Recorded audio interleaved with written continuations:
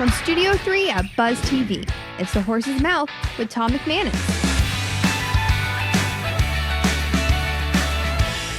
All right, time once again for Up Close and Personal here on The Horse's Mouth. Back at the bar and back at Tommy Max. Brought to you by my good friends at Brust Nutter Wealth Advisors. Susan Pitman from Drug Free Duval is here at the bar. Hi, Susan. Welcome to the show. Thank you for having us. How are you? I'm good, thanks. You are good. You're doing the Lord's good work out there, and I really appreciate it. We're going to get into it. Tell us about Drug Free Duval. I'll let you start. Okay. Drug Free Duval is a substance abuse prevention coalition. Okay. So we work upstream. We try to figure out the causes beforehand, and we want to make the healthy choice the easy choice. We find that when people have options that are healthy for whatever variety of issues are going on, they choose them. They do, no doubt. What? How long have you been around? When did you found? You're the founder, right? I am the founder, and I founded the organization in 2008 after a crazy incident that I heard about. I was a business consultant in a small women's networking group, and we said, what can we do? And there was a tiny grant available at the time. It was called the Strategic Prevention Framework State Incentive Grant. We applied for it, $32,000. We got it. It was nothing, right? But the cool thing about it is it was a business approach to this social issue. Got you. Yeah.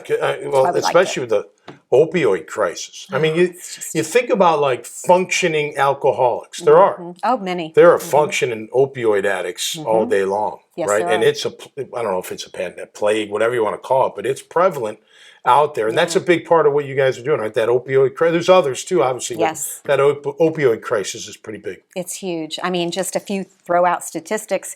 In our 14 to 18-year-old age group, we haven't had an increase in use of illicit drugs, but we've had a 94, and that's not a mistake, 94% increase in overdose deaths in that cohort between 19 and 20, and an additional 20% between 20 and 21, almost exclusively fentanyl related. Fentanyl. Fentanyl. Yeah. Man, that's like...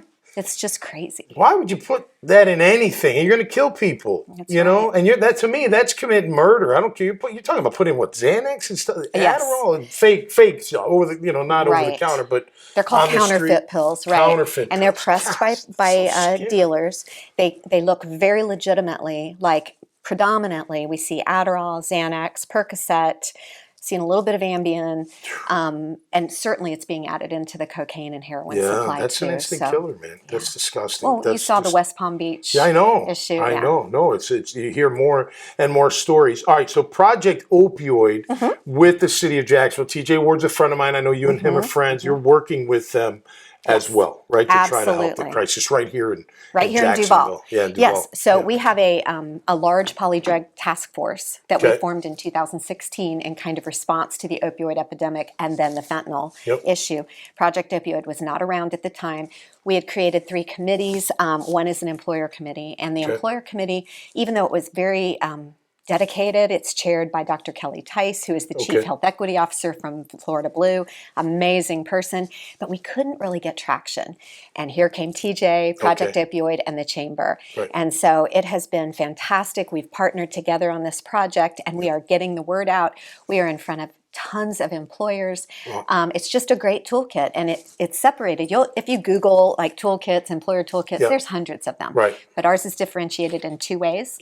One is it is prevention minded and recovery supportive. Most are only recovery supportive, so it's prevention minded. The second difference is we have a whole section on military and veterans issues, culture, etc. So those are our 2 big differentiators. And this is a dumb question.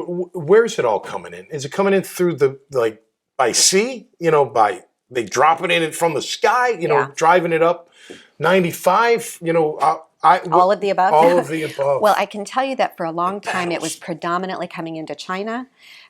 We have shut down a little bit of that. This is per the DEA at a meeting 2 weeks ago. This is not Susan information. This is DEA. They say now that it is coming in from China, going through Mexico, being driven across the border. It can come across in such small quantities because 2 to 3 grains is a lethal dose. So they put like a tiny drop.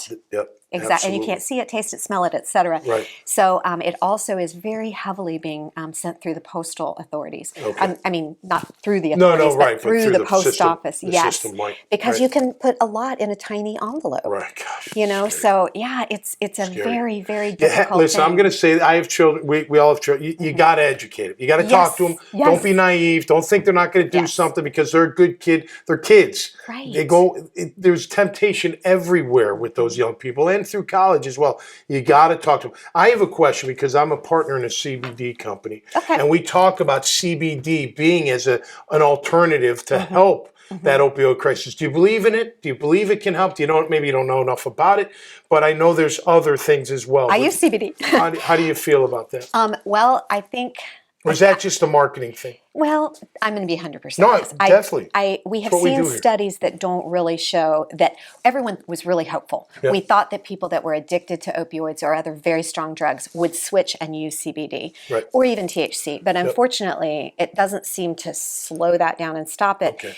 It seems to just add to it. So I would say that that's because we're not moving upstream in that issue. The upstream issues are related to core issues. Okay. You know, and it's not to say whether I use CBD. I me have too. So I'm not an anti-CBD me person neither. at all. No, absolutely. But I don't think one necessarily fixes the other. Okay. You know, if that makes sense. Fair. Okay. Absolutely. All right. How can people find more out about Drug Free Duval? Come to our website, www.drugfreeduval.org. Please go to our Facebook. We have an Instagram. We have Twitter. We have LinkedIn.